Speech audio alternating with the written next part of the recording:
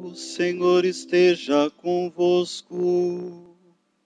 Ele está no meio de nós. Proclamação do Evangelho de Jesus Cristo, segundo Mateus. Glória a vós, Senhor.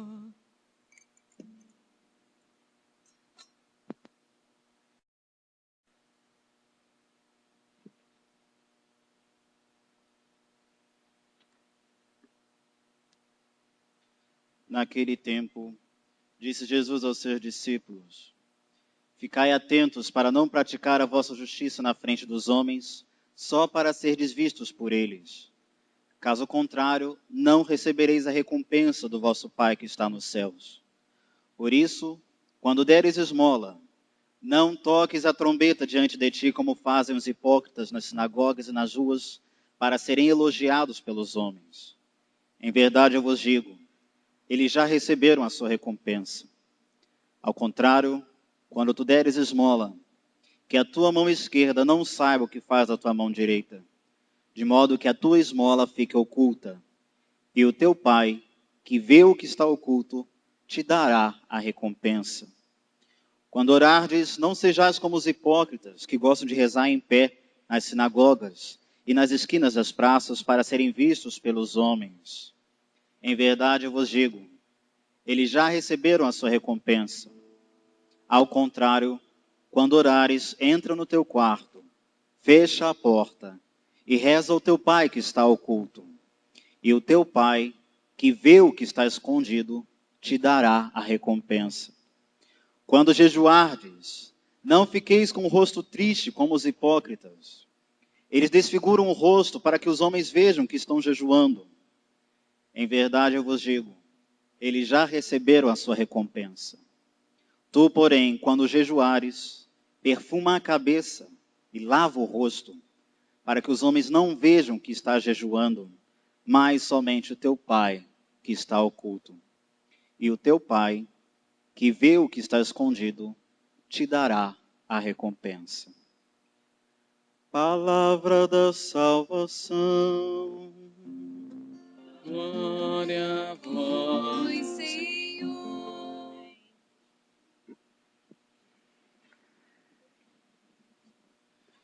Queridos, olha, tá tão quente que eu tô ficando até sem ar, sabia? Meu Deus. Hoje eu vi um urubu voando aqui em Magé. Ele estava voando com uma asa só. E com a outra ele se abanava. Nossa. Queridos, hoje nós iniciamos uma longa jornada de 40 dias, chamada Quaresma, que vem do latim 40 dias. Em toda a história da salvação, os grandes acontecimentos, os grandes eventos da salvação, da história da salvação, foram antecedidos por grandes períodos preparatórios. E a igreja faz ressoar hoje, em toda a igreja, a necessidade dessa preparação. Quaresma é um período onde a igreja vai pôr diante dos nossos olhos o evangelho da conversão, da tentação de Jesus. Hoje todas as leituras vão ecoar a voz do próprio Deus que pedem conversão. A primeira leitura tirada do profeta Joel, hoje Joel aparece na primeira leitura pedindo: rasgai o coração e não as vestes. Deixa que Deus veja a tua conversão. Quem sabe Deus volta atrás, hein? A novidade em Joel é que não só o homem pode se converter, mas o próprio Deus pode se converter. Obrigado, Joel. Precisava ouvir isso hoje. Joel anuncia não só a possibilidade da tua mudança. É difícil acreditar, né? Às vezes na nossa mudança, não é verdade? Nem as pessoas acreditam mais. Nem eu acredito que seja capaz de mudança. Joel anuncia, não só o homem muda. Sabe aquela pessoa mais difícil que tu conhece? Eu não estou pensando em ninguém agora. Em ninguém. Sabe? Tudo é passível de mudança. Tudo muda. Aquele que transforma água em vinho, pode a vida também transformar. Não só o homem pode mudar, querido. Isso aqui já dá uma substância, uma vitamina C. Mas o próprio Deus pode mudar. Porque diz o livro de Joel, a profecia, que se ele vê a tua mudança, se ele vê tua conversão, se ele vê tua penitência, certamente mudará de ideia e desistirá da desgraça que haverá de recair sobre nós. Deus muda, minha gente. A oração, ela exerce um poder. A oração, ela tem uma potestade de fazer mudar aqui dentro. De mudar, inclusive, o coração de Deus. E hoje São Paulo, na segunda leitura, vai fazer gritar aos nossos ouvidos. São Paulo está escrevendo na segunda leitura de hoje, muito nervoso.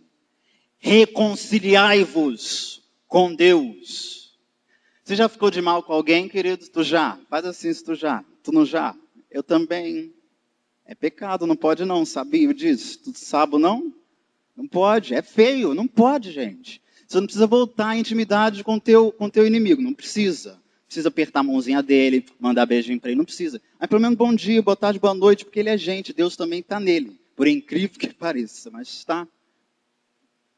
Mas, quando a gente está de mal com alguém, a gente não quer ver mais essa pessoa, não é verdade? Mas por incrível que pareça, minha gente, quando a gente está de mal com uma pessoa, ela está em todo momento da nossa vida. A gente está comendo e ela está aqui, na minha garganta. Eu vou escovar o dente de manhã e aquele desgraçado aí está no espelho, olhando para mim. Eu vou dormir, ele está no meu travesseiro, ele não sai da minha mente. É por isso que o poeta vai dizer que odiar alguém é uma forma estranha de amar. É verdade. Odiar é uma forma estranha de amar, sabe por quê? Quando a gente odeia alguém, essa pessoa fica mais presente, meu querido. E por isso, aqueles que nos fazem o mal não merecem tanto ocupar tanto o nosso HD. Tu não acha isso? Eu acho. Se eu fosse você, eu pensava um pouquinho mais antes de ficar pensando tanto assim. Porém, São Paulo está querendo lembrar um episódio veterotestamentário, aliás, as primeiras páginas da Escritura. Quando os nossos pais se levantaram em uma grande rebelião contra Deus. Cara, eu não sei onde eles estavam com a cabeça. Eles infringiram, eles cometeram uma infração. Não a qualquer pessoa, não é a mim, a você, mas ao próprio Deus. Caraca, cara, imagina. Ofender a Deus é ofender ao eterno.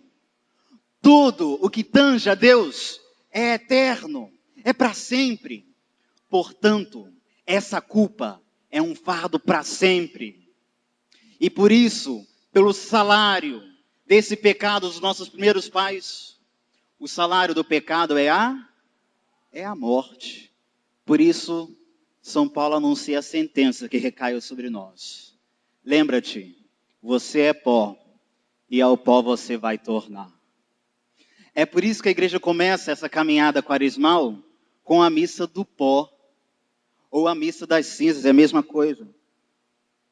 Porque era quer lembrar, minha gente, a transitoriedade das coisas. Tudo passa, tudo um dia volta ao pó.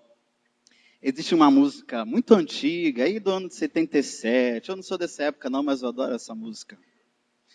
Ela é de uma banda de rock chamada Kansas, e que ela diz, Dust in the Wind. Ela começa, I close my eyes, only for the moment, and the moment's gone. Oh, my dreams, lembra?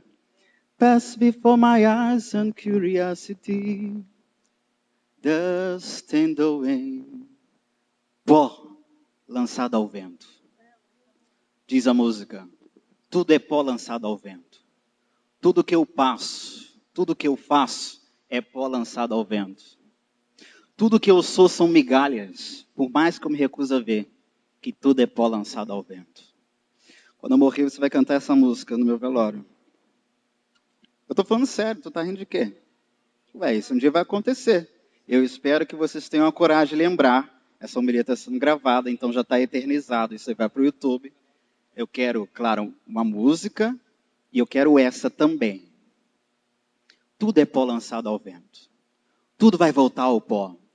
E diz a música, inclusive, essa música acho que não é deles, essas músicas acho que é de Steve Walsh, não é da banda. Ela foi regravada, inclusive, por Sarah Brightman, por grandes cantores, né?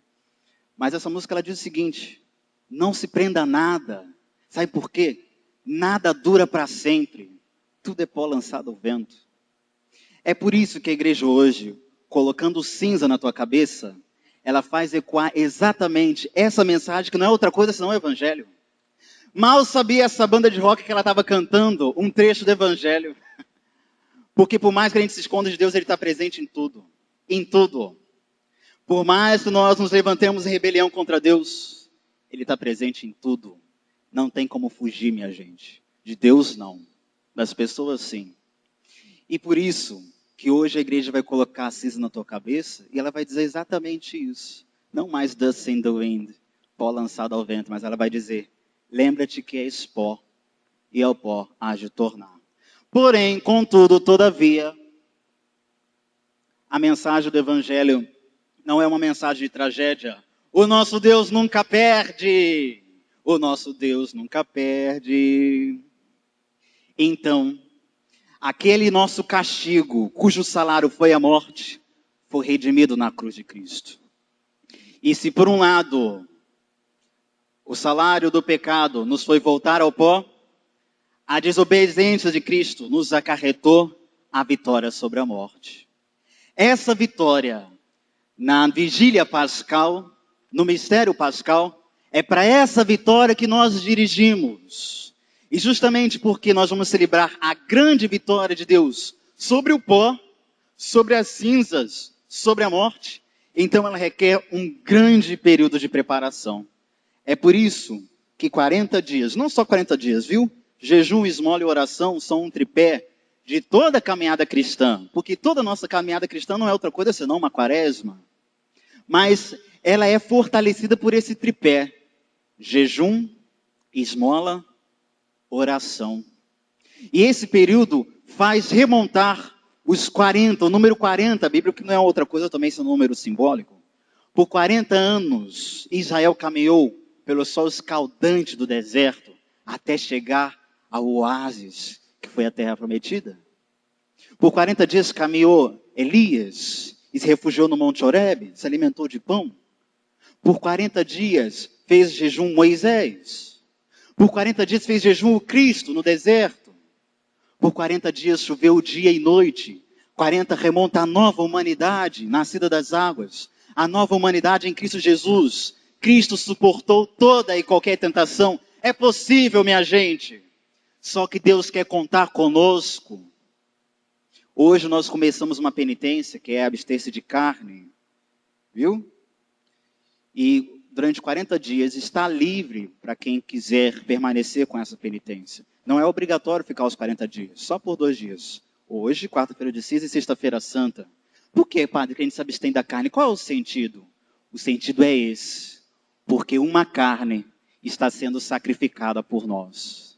E em memória dessa carne, a gente se abstém de uma outra, inclusive da nossa.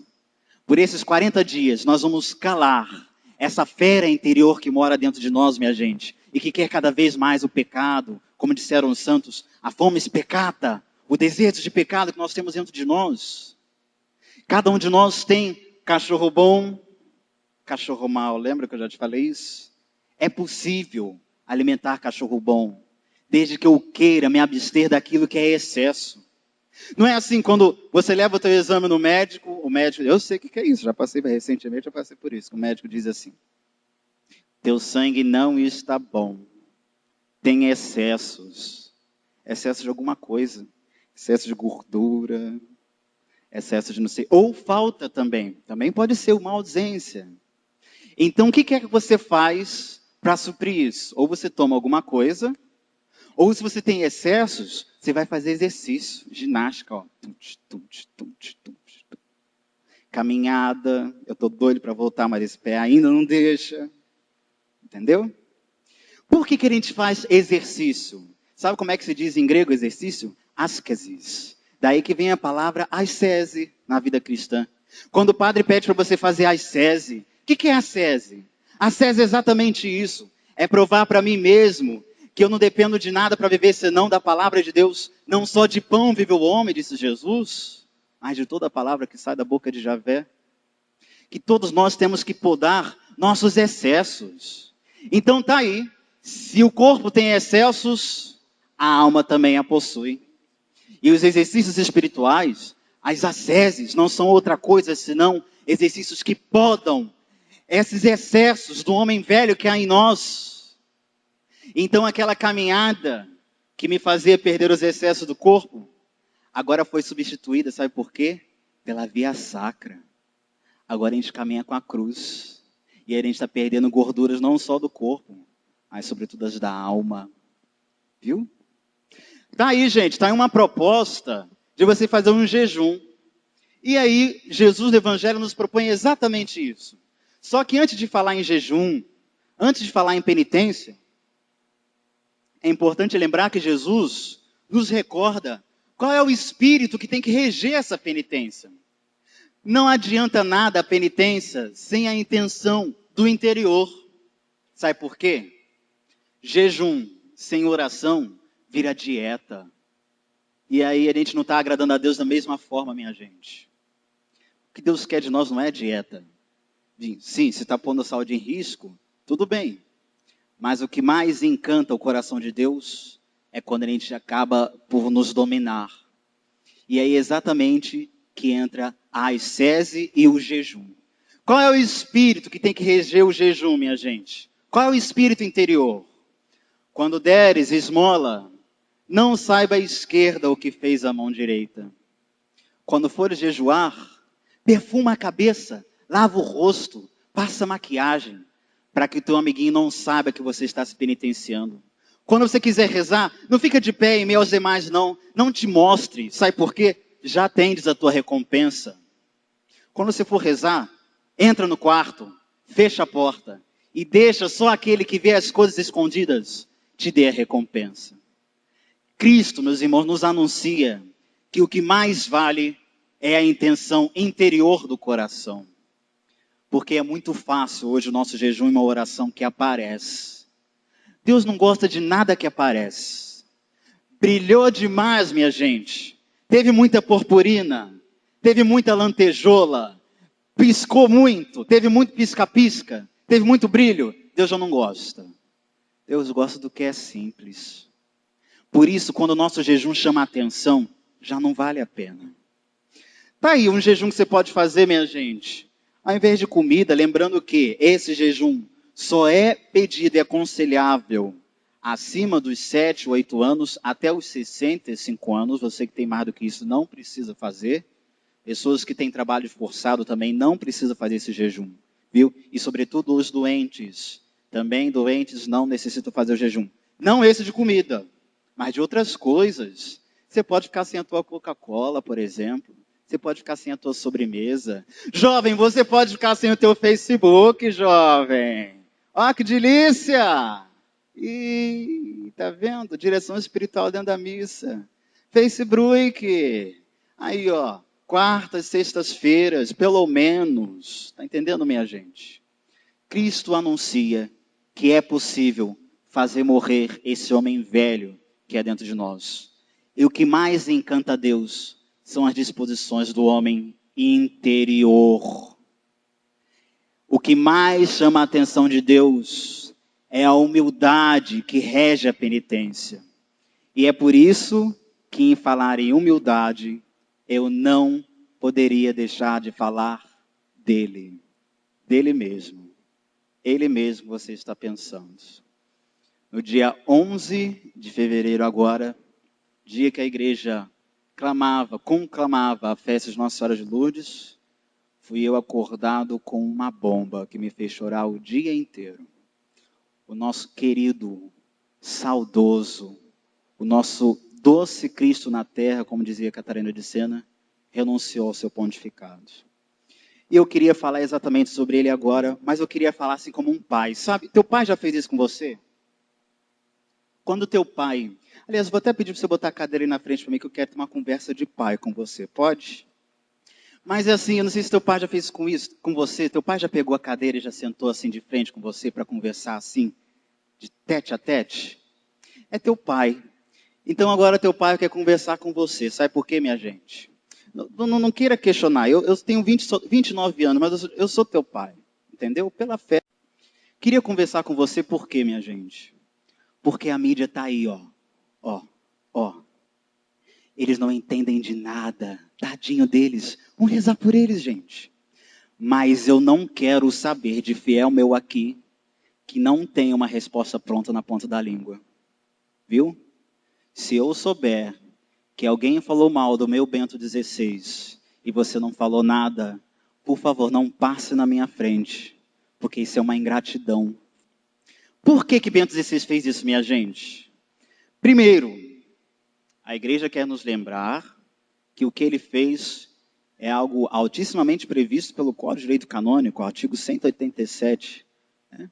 Que qualquer autoridade eclesiástica, não tendo mais capacidade psíquica, física, moral, psicológica, enfim, pode renunciar a um cargo eclesiástico. Ele tem que fazer o pedido à autoridade máxima, à autoridade superior, geralmente o Santo Padre. Como não existe uma autoridade eclesiástica maior do que a do Santo Padre, então, uma vez renunciando, esse pedido já está consumado, né? Então, o Papa já renunciou. Estamos à espera de um novo Pedro. Só que eu queria gritar aqui no teu ouvido, meu querido, e eu quero que essa gravação vá mesmo para todos. Se eu fosse você, eu até compartilhava essa gravação de hoje, para o teu amiguinho que precisa ouvir essa verdade. A homilia não precisa não, só essa partezinha assim para ele. Lembra para ele o seguinte: ontem foi Pedro, depois veio Lino, Cleto, Clemente, depois veio Pio V, depois João 23, Paulo VI, Pio XII, João Paulo II, Bento XVI agora, mês que vem já tem outro. Ontem Pedro, hoje Pedro e amanhã Pedro. Sempre Pedro, está entendendo? Sempre vai estar sentado naquela cátedra, Pedro. E Pedro recebeu as chaves são dele, e pronto. Engole essa daí, tá bom? As chaves são dele, e ninguém vai tirar. Bento renunciou, mas Pedro jamais vai renunciar. Pedro é Pedro. É óbvio, agora entra o filho. Falou para você o pai, né? Agora entra o filho que ainda chora. O filho que está chorando até hoje. Quiçá eu não chore na homilia também para não estragar. Aí entra o filho que chora a saudade do pai. Sim, Bento XVI fez um bem enorme à nossa igreja. Segundo alguns autores, foi um dos pequenos pontificados. Sim, claro, não foi tão menor do que um de João Paulo I, claro. Mas foi um pontificado de só 7 anos, é um pontificado muito pequeno. Mas um dos pontificados mais frutíferos. Tu sabe por quê? Porque Bento XVI pegou um período de muita transição, não só na igreja, mas no século, no mundo. Como esse homem foi bombardeado, minha gente, e que foi melhor ainda. Sabe de onde que eu aprendi e adoro quando eu ganho? Foi dele mesmo. Quando foi que você viu esse homem calando a boca diante da verdade? Disse São João Bosco, Dom Bosco, diante da verdade, eu não tenho medo de ninguém. E eu não posso entender a renúncia de Bento XVI se eu não entender qual foi o lema do seu episcopado. Você sabe qual é o lema do episcopado do nosso Bento XVI? O lema, aliás, o brasão, né, o brasão petrino de Pedro, de Papa, de Bento XVI. Você sabe qual é o lema? Cooperatores veritatis, ou seja, cooperadores da verdade. Bento XVI renuncia por quê, minha gente? Porque antes de tudo, ele é um homem de verdade, que está diante da verdade. E diante da verdade, ele não teme nem as más opiniões, as más línguas. Ontem a mídia estava aí falando para João Paulo II, e eu tenho cada vez mais pavor dessa mídia. Ela é ingrata, ela é execrável, ela é cruel, ela é mesquinha, ela é tudo de ruim. falando para o nosso João Paulo II, renuncia, cara, você está velho, acaso não te enxergas, que você já não dá mais nada? E hoje, essa mesma mídia está dizendo ao Bento XVI, ué, desistiu da igreja? Ih, que fraquinho, hein? A gente pensou que você fosse mais forte. Isso aí faz ecoar aos nossos ouvidos um grande pensamento de um grande pensador chamado Chesterton. Leia Chesterton, grande pensador inglês. Sabe o que ele dizia? Toda vara é suficientemente boa para bater no cristianismo. Tendo razão ou não tendo razão, a gente vai apanhar, minha gente. Isso é fato. Se entrou dessa porta para dentro, seja bem-vindo. A sua vida a partir de hoje vai ser começar a apanhar. Porque isso aconteceu comigo, isso vai acontecer com todos. Isso aconteceu a ele, isso acontecerá a qualquer um que abraçar a fé. Bento XVI não está interessado na sua reputação, minha gente. Há uma diferença entre reputação e consciência. E eu vou dizer para você a diferença das duas. Reputação é como os homens nos veem. Consciência é como Deus nos vê. Reputação é a imagem que os outros têm de mim. Consciência é a imagem que Deus tem de mim. Aí eu pergunto para você, onde está a verdade? No que os outros dizem ou no que Deus pensa de mim? Cooperatores veritatis. Esse é o lema de Bento XVI. Um dos homens mais influentes na nossa história, homem inteligentíssimo, 8 doutorados, 6 línguas fluentes, aliás 7, se eu não me engano, 3 encíclicas, um mandaréu, uma chuva de documentos pontifícios. Isso para dizer o que é a igreja, minha gente? Para dizer à igreja que ela é viva, que ela está jovem. E justamente porque um papa precisa viajar muito, um papa precisa muito de relações diplomáticas, um papa precisa estar em muitos povos, um papa precisa estar diante de muita gente, ele precisa sim, ele precisa ter saúde de corpo, não só de alma. E Bento XVI, com toda a humildade desse mundo, reconhece que acabou exatamente essa saúde. Não há mais condição alguma. E para entender essa renúncia, não só é preciso entender o lema de Bento XVI, mas é preciso entender também as bem-aventuranças. Esse homem é um bem-aventurado, minha gente. Porque agora, dia 28 de fevereiro, a renúncia desse homem vai calar a boca de todo mundo e também da igreja. Sabe por quê, minha gente? Eu quero que esse vídeo também ele circule muito na internet. Sabe por quê? Porque tem muita gente que precisa dessa mesma atitude de Bento XVI. Está entendendo? Muita gente está sentadinha onde não devia mais estar sentado. Está entendendo? Muita gente está sentadinha esquentando o banco onde não mais produz frutos. E poderia deixar para alguém mais eficiente, alguém mais capaz. Não que Bento XVI não seja, mas afirmar ao mundo que ele não é mais capaz, é uma humildade que me fez chorar. Isso, gente, é lição para a gente. O nosso Papa, palavra que significa no latim, papai, o nosso paizinho, está nos ensinando a partir de dentro, que não existe um cristianismo que não nasça da humildade. Tem muita gente que não tem condição alguma de continuar uma tarefa e está ali ocupando espaço. Está entendendo? Tem muita gente que não merecia o microfone e está com o microfone.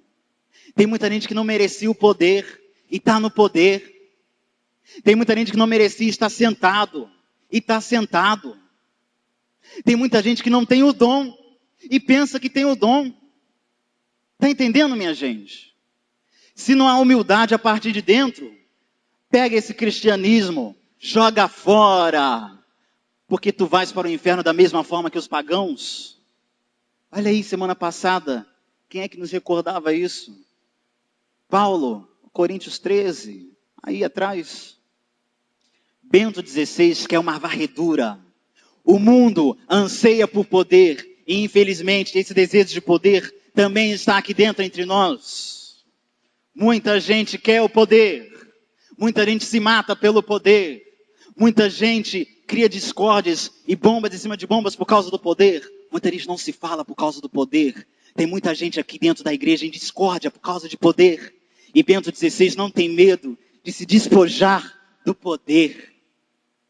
Que coisa linda, gente. Esse homem merecia, é uma salva de palmas, é agora, entendeu?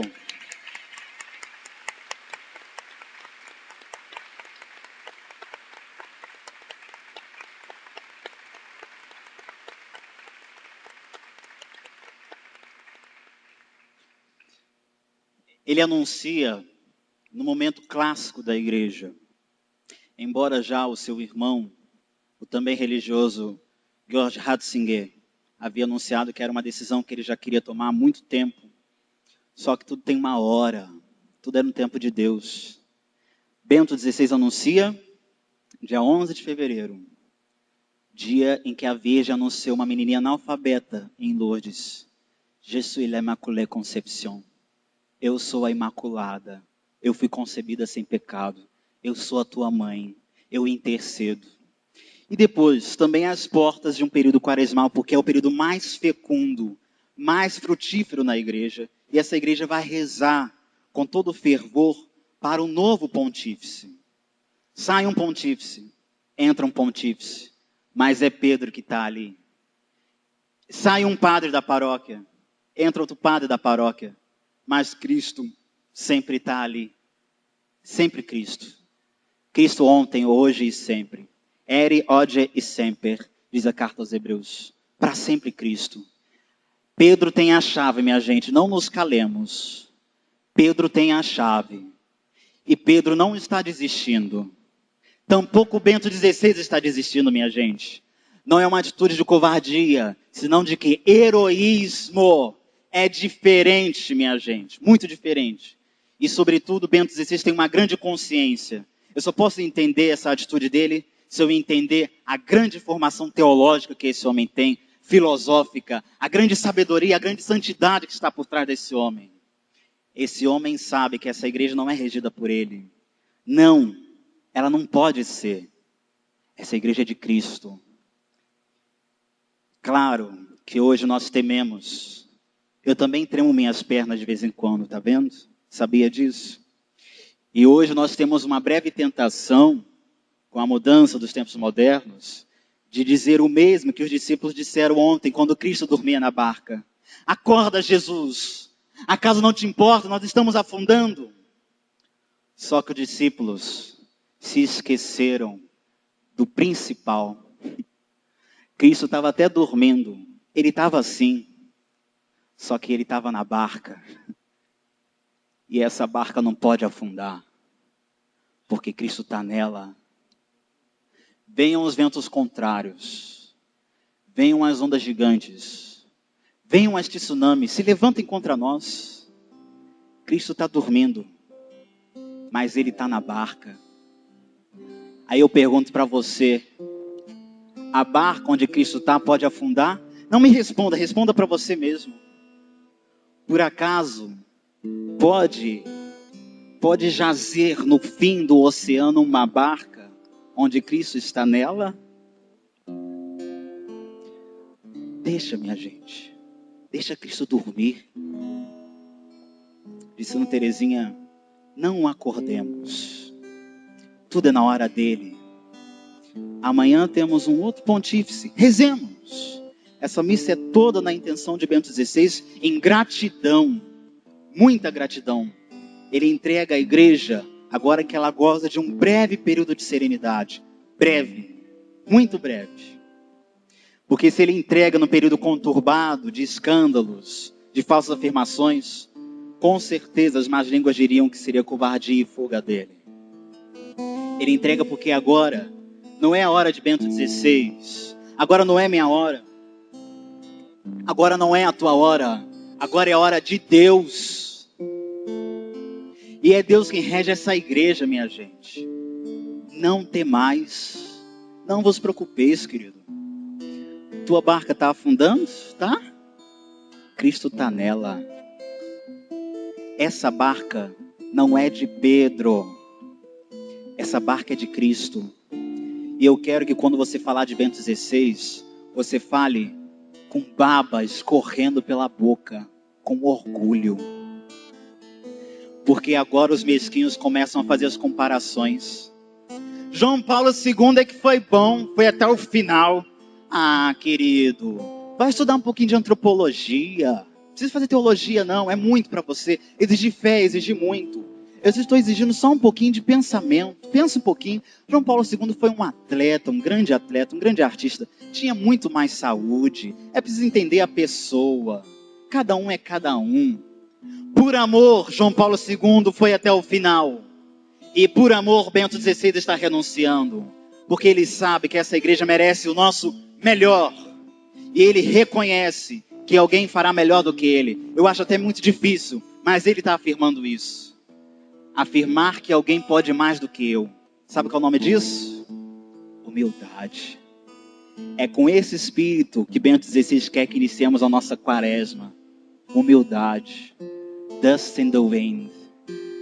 Everything's dust in the wind. Tudo vai voltar ao pó. Tudo é pó lançado ao vento. Não se agarra a nada, querido, sabe por quê? Tudo é pó. A tua vaidade, as tuas máscaras, tudo vai virar pó. Se já não se desfragmentou, falta pouco. Teus títulos são pó lançado ao vento. Tuas faculdades, as 3 faculdades que eu estou fazendo, são pó lançado ao vento. Minhas vestes são pó lançado ao vento. Bastou uma chuvinha forte naquela missa de carnaval e mudou completamente os nossos planos. Porque nada é plano nosso. Tudo é plano de Deus.